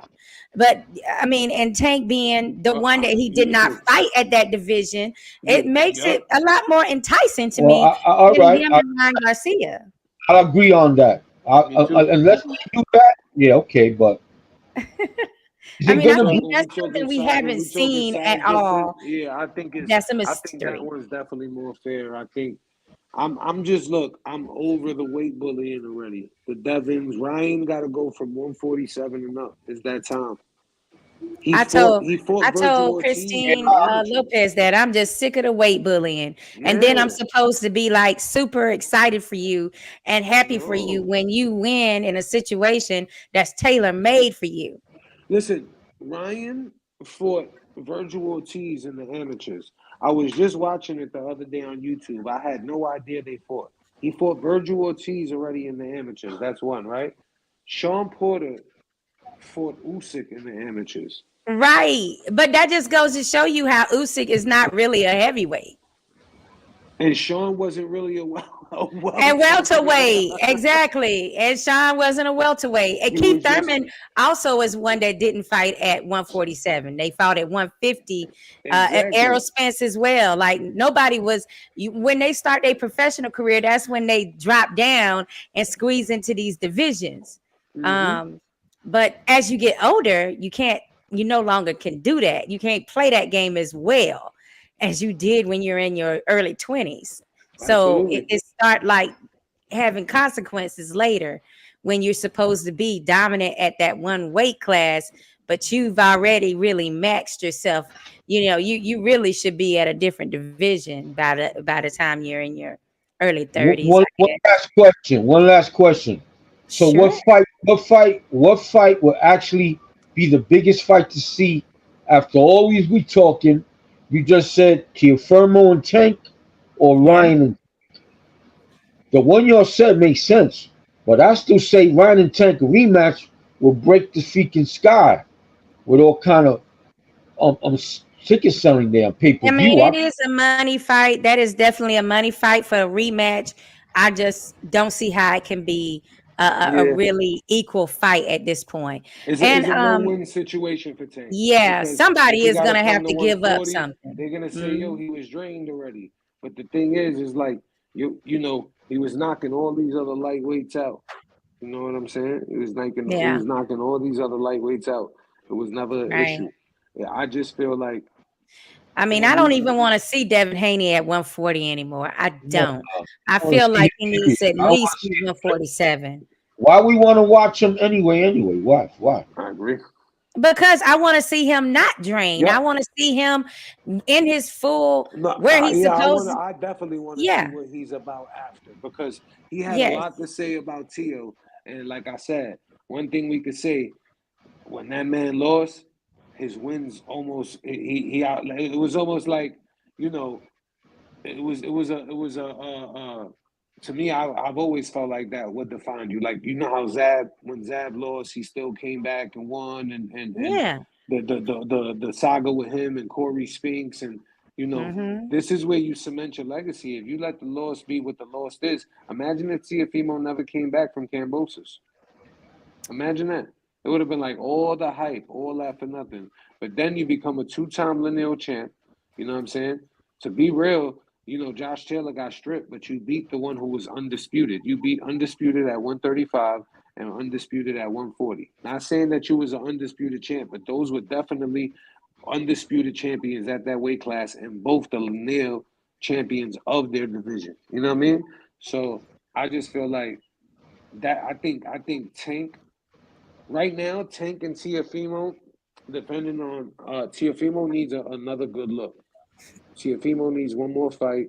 You know what I'm saying? Where, you know, we can't base. I don't think we could base how big the fight is going to be right now. Not that we can't base it. I don't think the fight would be that big after Tio's last performance with Jermaine, which I don't discredit him, because Jermaine was, all he needed was 2 pedals and he would have been on a bike the whole fight, and they call that boxing. I don't understand. You know what I mean? But well, you definitely got to have offense while you're on the move, and that was a missing part in that fight for him. Like, I thought boxing kind of gave that fight away. Yeah, there was no sticking. I didn't understand.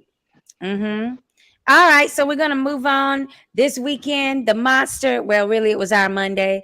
The Monster survives a first round knockdown to win against Neri in 6 rounds. I'm definitely hyped about talking about that one. Anyway, proved again that he belongs in the conversation of pound for pound greatness. Yeah, he definitely made me a believer. Yes. What do we think about the knockdown? What do we think about Neri? And what do we think is next for the Monster? Neri game opponent, in my opinion. Super game opponent. Wasn't really less, you know, at the end of the day, you can't say he don't have a chin, you know what I mean? Because, you know, Neri has power, for one, and that was a shot that I mean, I didn't see that shit coming. It spun his whole body. I think it was more him throwing. It was impact too, but he was rung for a minute. And when the way he came back from that, you know, the only thing only take, man, is What? I need some American testing on him. Okay. Well, Neri was a great opponent for him because he had been to Japan fighting on different cards and was used to the culture and the time difference. And also he had the experience. He's fought other Yeah. champions and former champions.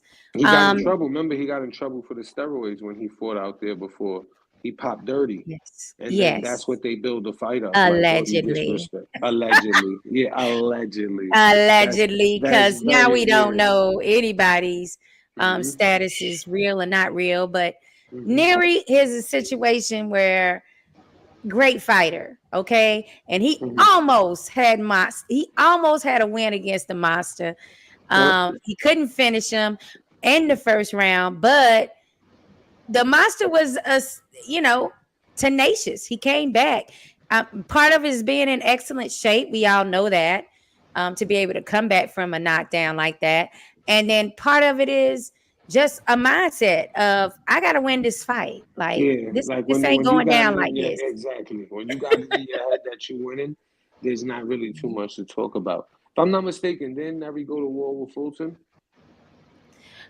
Fulton, it seemed like it was more like a one-sided fight to me. Like Fulton, he dominated that situation. Yeah, right? He dominated Fulton, which is a really solid boxer. You know what I'm saying? Like that's the one that had me like, we're in a way, to be real. I love the way Cool Boy was definitely. I'm gonna be real. I still love. I still rock with Cool Boy, Steph. I just was shocked that he really didn't have an answer for the monster. Once that jab was basically taken from him, his jab was taken from him early in the fight, and he wasn't able to reestablish anything throughout. And you got to give Monster credit for knowing that was what he needed to do. We definitely got to test him, because that's the fight that had me like, hold on, man, because that's an American that went over there and who is a solid. I mean, him and Figueroa. I wanted to see that rematch, but instead he went to Japan for the. He took. He took some. He had to go for the money. He took some shit with Figueroa, man. Yeah, but check this out though. We have to give him credit for actually daring to be great and going against the monster. Even if he didn't get the win, what usually happens is we're down on our boxer for not winning. But it's like, no, he actually took the challenge and he knew that there was a possibility he might not win. And that is, to me, it shows greatness. Absolutely. I agree. So Ray, you got her on the P's and Q's over there. I said we had to have this conversation. Can't hear you. Well, we didn't hear you. She definitely had me on mine. That's why I had to, you know what I mean? Remember I told you, she made me have to step my game up. That's why I was. Whatever. They gotta give her a commentator spot. She got to get her commentator spot already. Yeah, definitely. Thanks. I mean, I'm trying. It's no longer about like how much knowledge you know, though. Super non-biased and fair. You know what I mean? Let me ask you something, Zaggy. How you feel about you follow any prospects coming up? I enjoy that. I watch some of the Pro Box circuit as well. You know what I mean? I like what they do over there at Pro Box TV. I got a couple of prospects, man, that you know what I mean? I'm into the prospects. The prospects I've been seeing lately have been either with Box Lab and MVP's prospect series. And also Don King had some prospects on his card in the middleweight zone, including Castro that Danny Santiago trained. So I do like Castro a lot at middleweight. And I think on Pro Box, they had the guy that just won his fight, Tellez. He was fighting, it was Tellez versus Jackson. So he just fought and won that. Yeah, like that's another guy I really like at that division. And I like the Cuban, I forget his first name, but it's Brown. I think he's Kevin Brown. He's also really good and is willing to fight like stiff competition. at their weights. And also, I just did an interview with Brandon Moore, who is a heavyweight out of Florida. Yeah. Mm-hmm. Yeah, and he's gonna be fighting Richard Torres Jr. on that Neverete card. That's gonna be that is amazing to me. These two are two prospects that's up and coming, and they're willing to fight each other now, not later. That's what I was waiting for. And I asked them about that. Like, why do it now when so many would be like, nah, that's a fight for later, because they both are signed the top right now. Yeah, so I like that. I feel like it's a breaking point. Richard Torres been steamrolling through everything. He needs something like this. Prospect wise, I think Top Rank holds a couple that I'm a big fan of Bruce Carrington of Shushu. Yeah, Shushu Carrington is one to watch out for. Yes. And he looked like he's more dangerous and underrated than you know, a lot of people are not giving him the credit for taking on challenges. He's at 126 right now. But anytime a boxer is willing to take a challenge, I'm all for it. Whether they win or lose, I'm like, damn it, he went for it at least. Because it's a lot of dipping and dodging and bobbing and weaving. What weight right now? So what's the weight class on that? What's the weight class? On this one? Heavyweight. Yeah, that one's heavyweight. Torres versus Brandon Moore. He goes by OJ, by the way. I'm like, he's not a traditional heavyweight. He's stocky, he's short, but he got some power. I'm not going to lie. Yeah, that's Richard Torres, has a lot of power. He's more compact, like a throwback. Yeah, like a throwback Mike Tyson type size. What's up with this kid Amari Jones? Amari, he's going to the Olympics, right? Or did he won the Olympics? No, he's perfect. No. Amari Jones is signed to DHP. He's signed to Devin Haney. Yeah, he's trying he's signed to a fellow Olympian. Yeah, 160. Wait a minute. Wait a minute. Amari Jones? Yeah, but I don't think he was an Olympian. I think he's a Floridian, right? Yeah, he is. That's what I was saying. He won a silver medal in the 2024 Olympics, and he's already been signed. I missed that notification. Amari Jones, you sure? Yeah, I missed it, but that's him, Amari Jones. Yeah, I'm looking at him. Under DHP, he fought on the Ryan card in the prelims. I mean, but he probably. I mean, listen. You can be a professional now and still go to the Olympics. Remember, they changed the rule. Is he 160? What's his weight class? I don't even know. I didn't. It was like a while before I even knew he was a Floridian, to be honest with you, because you know they train out in Colorado a lot. Oh, it says he's 21 years old. He's Orthodox stance, and he is a resident of Orlando, Florida. Shout out to Lena Taylor. I trained her trainer. One of his trainers is Lena Taylor. I was trying to get on the show, man. She was a beast. Lena. I'm thinking, why do I think Amari Jones? I hadn't heard he is signed to Devin Haney's promotional company, but I've been out of the loop for a minute on the current news. I probably could be thinking of another Amari. I got to make sure that's the last name, because I'm gonna be real. You ain't showed me that you ain't been. Well, I mean, he got a silver medal, so he could do whatever he wants to now. He could turn professional. How you feel about Abdullah Mason at 135? I wasn't that impressed with Mason in his last outing. No? I'm gonna just be honest, but you can have an off night, or you can be facing somebody that's really underrated. So I think I just got to see him a little bit more before I form a actual opinion. Yeah, I just once in a while I like to see the ones that are coming up. I like to see who's, of course you got the Kermels. Everybody's talking about Kermel. You know what I mean? Yeah, I mean, I still like Jaleel Hackett as well. I think he's like, I mean, that's a beast in the making. And listen, 147 is wide. Well, I can't say wide open. I just don't see Boots there for too much long anyway. I think he's going to end up, going to 54 and messing up some plans over there. Mm-hmm. You're think absolutely Ponytail is right. definitely good for Jaleel Hackett, for sure. For sure, for Yeah, sure. I like Jaleel a lot. I've done a few interviews with him and his dad and his manager.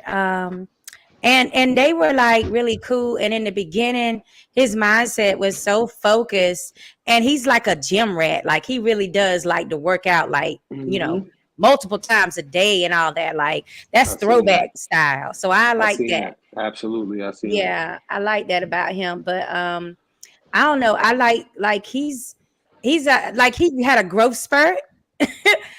And so he was really supposed to be coming in at like 140, but 140. then Yep. yeah, 135, but he had a growth spurt and got taller and everything, man. And now he's 147 pounder, but I wouldn't mind seeing him at 154 too. Yeah, I would like for him to just chip up a couple 147 pounders, gradually make his way there. It's definitely Yeah. no rush. I feel like it's Hmm. wide open. You know what I'm saying? Yeah, Yeah, yeah. I don't know too many others. I'm not too hype on Xander Zayas at 154. I think Okay. I love Xander Zayas. I do. I can't help myself. no, I yeah, I like him as a person But more I than just want to like see him against a little bit, like they've been taking steps and having him go slowly, and I think yeah. are doing that on purpose because you know how Verhejo, they just threw him to the Lions like right away, and Listen, well, and you that's know, that's what I'm saying. That's a division that, put it like this, right? Even a Castano, that's a division where the former champions are dangerous. You yeah. understand what I mean? Like Hmm. that's my situation with 54. Like, damn, I love he, 154 because they all fight each other. Like nobody can mhm. say that they weren't all willing to exchange Yeah, and get into fights with each other. It was way more competitive than a lot of divisions had become, you know? absolutely. So I Listen, like that. Charlo definitely won them undisputed straps the hard way. He took them. Yeah, he did it. He did it. He He did was it on the end man, with Brian Castano. I love those two fights. Like those were two really amazing fights absolutely. that he had. Him and And his Harris. fights with Tony Harris. Yes, Yes, exactly. Harrison. Them fights with Him. Harrison was fire. Yeah, that Detroit market, like that Hmm. hub is amazing too. Well, Yo, guys, we're gonna go ahead and let I, this night I gotta go. laugh. I gotta laugh, man. This is man. What do you mean? You can hear Go me? ahead. I couldn't hear you, Spanish Ray. Oh, he Oh, I, froze up. I I don't think know he what froze. happened. Did it die? Let's see. Let's get him here. Well, thanks so much, Sonny, for being on Yeah, you tonight. You already know know. we I'm glad already we got love to your do that, dad. man. I'm definitely glad we got to do that.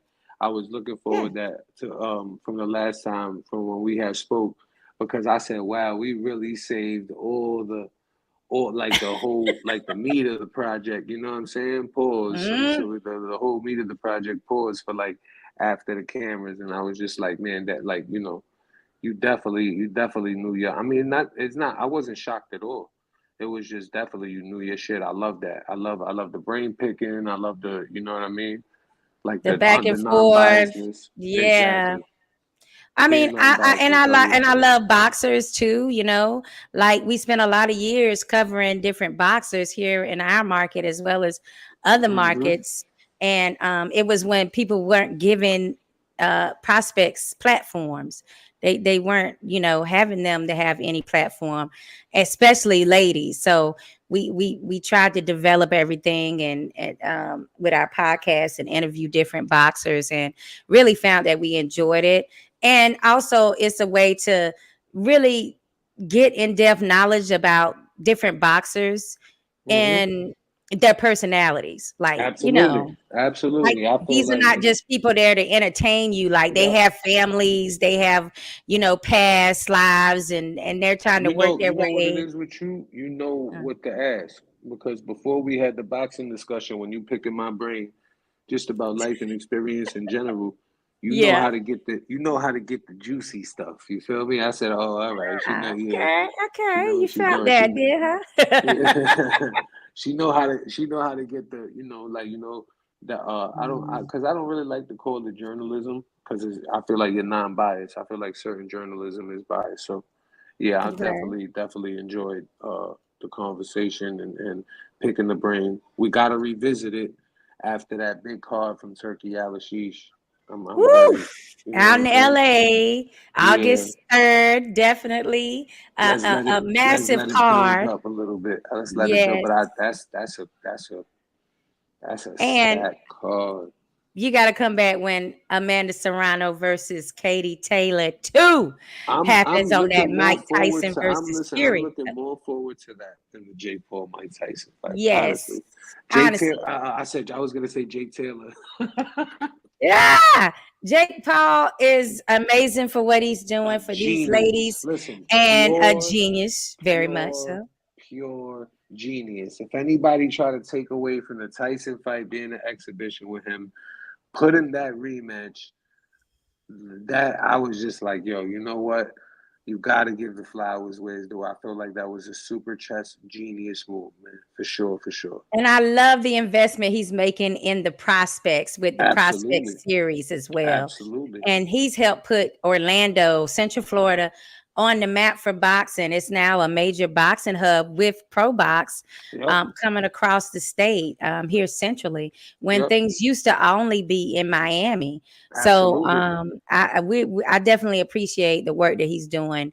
Plus, I do genuinely love the fact that he's like really focused and likes to be in shape and works out and does listen to his trainers and picks up little things here and there. And you know, he has power, whether people like to acknowledge it or not. Absolutely. The man does have like natural power. He definitely got, and he got love for the sport.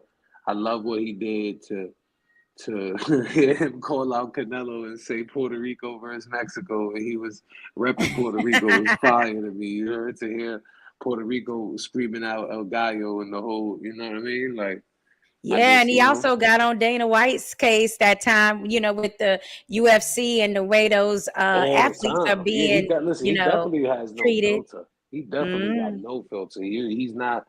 There's nothing that's on his mind that he's gonna. You know what I mean? Yeah, he definitely got no filter. But yeah, man, your dad said that his battery ran out. Well, we're gonna call it quits for the night, and then we'll just have you back at a different time. Thank you so much for having me back. You heard, I appreciate you so much. I enjoyed this. Thank you. We appreciate you as well. And guess what? We appreciate you just being on this earth after surviving cancer. And I'm looking forward to that music now. Don't play me when it comes to the music. We definitely working. Definitely working. You already tapped in with me on the IG too, so just lock in with that. You're gonna see slowly but surely. You know what I mean?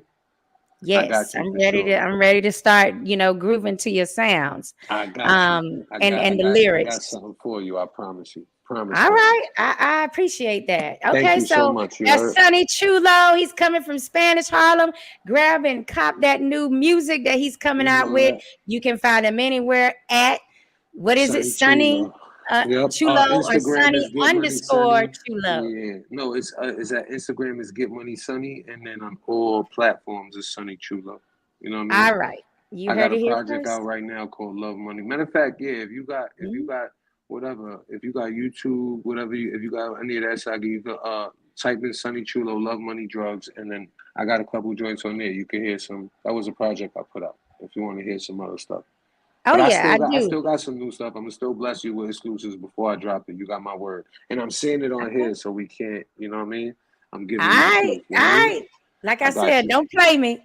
Nah, I promise. All right. Definitely. Well, thanks so much, guys, fans, for joining us tonight. And anybody that watches the replay, if you have a question and you want to hit Sonny up or me up for a question, then you know, just inbox. Shout out Danny. Sorry, Danny couldn't make it on. Shout out BOXNG. Danny, where you at, dog? You told me you set me up. You told me you was coming in and I could take a back seat. What happened? That's good. So now you had to drive. You heard? He got me. That's a fact. He got me tonight. All right. Talk soon. You take care. All right. I'm very surgical, physical when I'm lyrical. So bat it down with medical, something critical. It's gonna take a miracle. Bright lights, something spiritual. Written down like biblical. I finally reached the pinnacle. Yeah.